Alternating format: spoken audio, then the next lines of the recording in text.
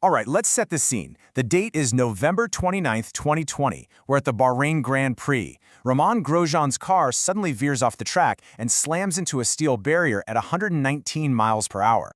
The force of that impact is it's almost impossible to wrap your head around. It registered at a mind-boggling 67 Gs. In a split second, his car is literally ripped in half and just explodes into this massive fireball. It looked more like a scene from a movie than a real race. For 28 seconds. And believe me, that is an eternity. The whole world just watched that fire. And we all thought the worst. Nobody survives that. No one survives a car being torn in two and then being swallowed by flames. But he did. He actually emerged from that inferno and he walked away. So the question is, how on earth is that possible? Well, he survived because of something hidden right under the paint and the sponsor logos of every single modern race car. It's this unsung engineering hero. It's a black, woven fortress, and it's designed to do one thing and one thing only, to absolutely refuse to break. To really understand how he walked out of that crash, we need to talk about the carbon fiber monocoque. Now, to really appreciate just how incredible this technology is, we have to rewind the clock a bit. To get why the modern carbon shell is so strong, you first have to understand the fragile, frankly dangerous skeletons they replaced. See, before the 1980s, race cars were built in a completely different way. Back then, they used something called a space frame. Just picture a complex jungle gym, right? All made of steel or aluminum tubes welded together. Then they'd wrap a really thin aluminum skin over it for aerodynamics. But that skin was just for show. It had no strength. All the strength was supposed to come from that metal skeleton inside. The huge problem? In a big crash, those welds could snap, tubes could break, and horrifyingly, they could actually break into the cockpit. So racing needed a total rethink. It had to shift from thinking about an internal skeleton to an exoskeleton. And that's where the monocoque comes in.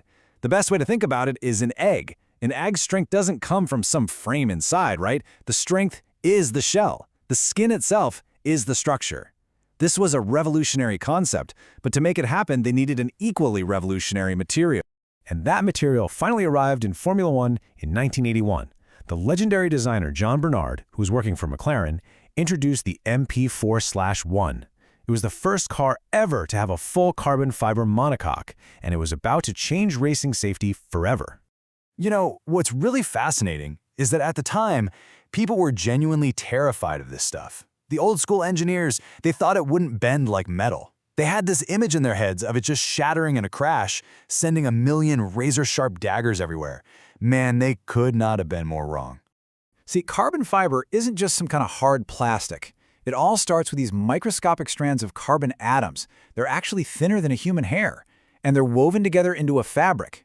Then you take sheets of this fabric, lay them in a mold, soak them in epoxy resin, and bake the whole thing under incredible heat and pressure in this giant oven called an autoclave. And the final result? It's a material with just mind-bending properties. We're talking about something that's roughly 5 times lighter than steel, but at the same time, it's twice as strong. This was a total game changer, not just for performance, but for safety. But here's the real secret sauce. Carbon fiber is what engineers call anisotropic. Now, what does that mean? Well, think about metal. It's pretty much equally strong no matter which way you hit it.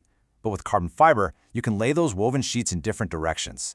So engineers use these powerful computers to simulate thousands of crashes, figure out exactly where the biggest forces are going to hit, and then they orient the weave, layer by layer, to be insanely strong in those specific directions. They're literally building the strength in exactly where it's needed most. Okay, so this brings us to the modern survival cell, which a lot of people just call the tub. It's basically the driver's office. And in today's cars, this entire section is one single, seamless, and unbelievably strong piece of carbon fiber. Now, the real genius of modern F1 design is knowing which parts of the car should break in a crash and which parts absolutely, positively must not. The nose cone, the side pods, the engine mounts, these are all what you might call sacrificial lambs. They are literally designed to completely disintegrate on impact. And this is a brilliant contrast with the tub itself. While all those other parts are exploding into a million pieces, the survival cell is designed to be the immovable object.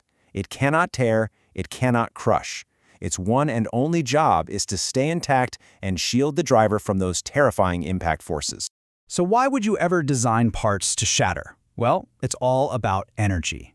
Breaking things takes a massive amount of energy, so every single piece of carbon fiber that shatters and flies off the car is acting like an incredibly expensive but incredibly effective crumple zone. It's dissipating huge amounts of kinetic energy, pulling it away from the driver.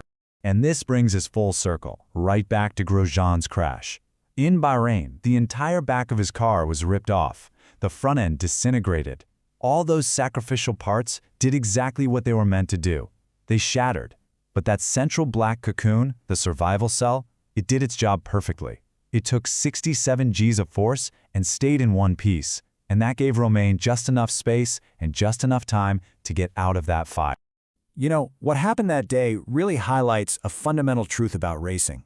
It's easy to get lost in the speed, the glamour, the competition. But really, the greatest achievement of modern motorsport isn't how fast the cars can go.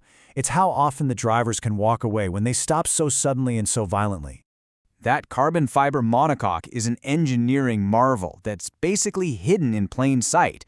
It's what took racing from being a truly dangerous blood sport back in the 70s to an era where the 67G miracle is even possible.